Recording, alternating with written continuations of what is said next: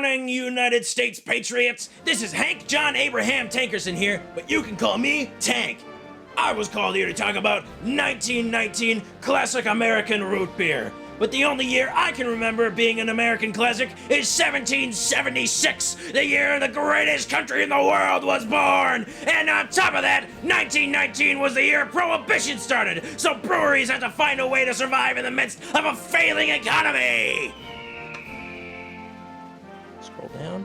While some companies decided to produce juices and other concentrates, the rest migrated over to sodas. Well, there was one man, August Schell, a German migrant and a resident of New Ulm, Minnesota, decided that his brewery was gonna make root beer. And what better name for the root beer than the year that made them start making it in the first place? And so 1919 was born, keeping the company afloat until 1933, the year Prohibition ended.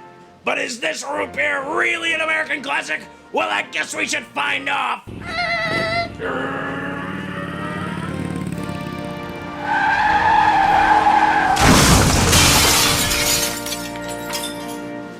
Good morning, ladies and gentlemen, and welcome back to another Boats Root Beer Review. In today's episode of Boats Root Beer Review, we have 1919. Reminds me of VAT 19. I wonder if I can get one of steal their intro there for just 1919. 1919.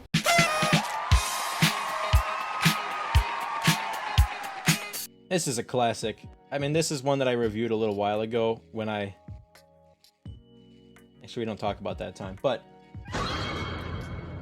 when I first reviewed this, I used a glass I got directly from the brewing facility, and that would be August Schell's Brewing Company, the facility up in New Ulm, where the brewery started, and I think that's the only brewery they have there. Now, as you might have heard from Tank, 1919 was only produced because they couldn't produce any alcohol. So they had to move over to something else, and August Schell decided that root beer was what he was going to do. Of course, root beer being an American classic, and him living deep in New Ulm, he had a few influences with it. So the cans are 16-ounce cans, and that's another thing, they come in a can. It also, right on it, says that it is real sugar. Here, I'll show this to the camera. Real sugar, real vanilla, and caffeine-free. And it also does say classic American root beer. I gotta say, though, the design of this can is pretty good. I like this. You know, this was one of the ones that really, started me out with this. It was this and Henry Weinhard's, which happens to be my favorite. But it wasn't always. For quite some time, 1919 was my favorite. And I guess we're gonna find out if it's still any good, because I haven't had it for a while. Let's just get to it. Let's get the open on camera. You want to see me disappear?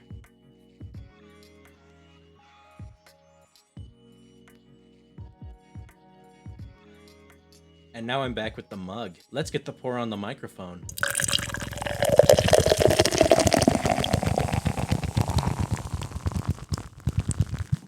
All right, look at this. Let me tell you, this is the color it should be. Exactly. Let's get them. There you go. Look at that bright and nice red as soon as you illuminate it.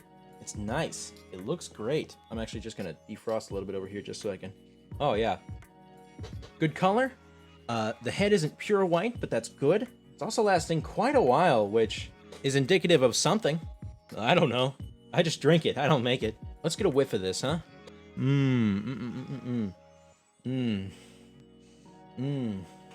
little bit of sassafras, a little bit of vanilla, a little bit of wintergreen. Now that it's subsided a bit, I'm actually gonna pour a little bit more in there before the sip. Okay, the head's not gonna form now that it's all subsided. I didn't mean to let it sit this long. I was gonna sip it earlier, but I was just kind of thinking about the sniff. All right, let's taste this, huh? 1919 classic American root beer.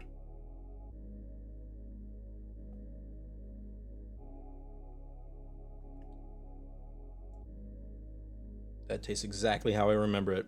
Tell you what, ladies and gentlemen, first off, good morning. Second off, this has got something to it, let me tell you. Although it smells a lot like wintergreen, not real intense. It's a real subtle flavor.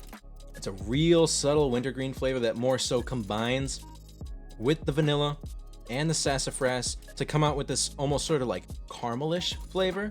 Even though caramel is not a flavor they're going for, it is nice. It is good. Let me tell you, this is something that is worth drinking. A little bit too much vanilla flavor for my tastes, but if you like vanilla, go for it. If you want to intensify it even more, add vanilla ice cream, make a 1919 float. That's something that should be said about this. This is the Vanilla Lovers root beer. I was thinking about it and I realized, you know, all these things that I'm showing, like, you may not be able to get them in your areas. And if there's something that's good and it's not like, it's like a regional sort of thing, then I feel like I'm almost sort of obligated to tell you where you can get it. So here's a map, just yeah. So as you can see, there's a lot in sort of this area here, a little bit like here, all of Wisconsin, all of Minnesota, all of, what is this, Iowa? Do I have my hand over Iowa? I don't know, I can't see it, right? This is just a green screen, and I'm looking at the camera and it's just green. But, you know, the map is here. So there's a little bits and little places, I don't know if I'm pointing to it properly, but, you know, one of the few times that I'm actually provided with an availability map, and I will try to find more. I'll try to find a map for everything. Look at me, I've almost finished the entire glass here. It's a real essential root beer to try. If you're going to go through the gauntlet of drinking root beer to find out, like, to get more experienced, you know, which ones are good, which ones are bad, this is one of the stops you got to make along the way. It's also a great opportunity to learn about how aluminum cans change the flavor, because when you're drinking out of it, the inside of the can is lined with like wax or plastic or whatever that's inside of it to keep it separated from the aluminum in order to preserve the flavor. Because if you keep that liquid next to the aluminum, it's going to start to do like ionizing and whatever, and it's going to like impart the flavor of the aluminum, which is bad. But on the outside here, this part is not protected by anything. It's just aluminum. So when you're sipping and you've got that soda and it's going over the aluminum, it's imparting just a little tiny bit of that flavor, and it is enough to sort of throw it off, to sort of just send it in a different direction. Just not great. Which is why I drink out of a glass mug. I drink out of glassware, because glassware does not impart any flavors, and it is a great preserver. Although I will say, if you've got an aluminum can, it is going to chill your beverage faster, because aluminum is it's a good thermal conductor. It's used a lot in electronics and computer parts. You know that heat sink you got on the computer you're watching this on? That's made of aluminum. And that thermal paste that's in between the heat sink and your CPU, that's got some aluminum in it. That CPU housing, that's aluminum. Aluminum is a very versatile material that is lightweight, decently durable for the applications we use it for. It has got good thermal conductivity, and it's just good. Those three things, it's a W. My editor is not happy with the length of this already, because it's going to take like a 45 minutes to convert this from Windows video file into Google video file so I can send it over to him. So let's just end off, shall we? 1919 root beer gets a 6.5 out of 10. I know there are some that I haven't talked so highly about that I rated about the same level, but the reason for it is because I'm not nostalgic with those. I'm nostalgic with this.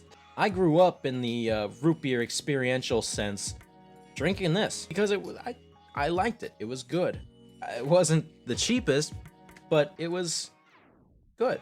And so I was willing to spend more on that thing that I liked. I will say, I do still enjoy this. 6.5 out of 10 is a pretty decent amount above average. That's about all I have to say for today's episode of Boat's Root Beer Review.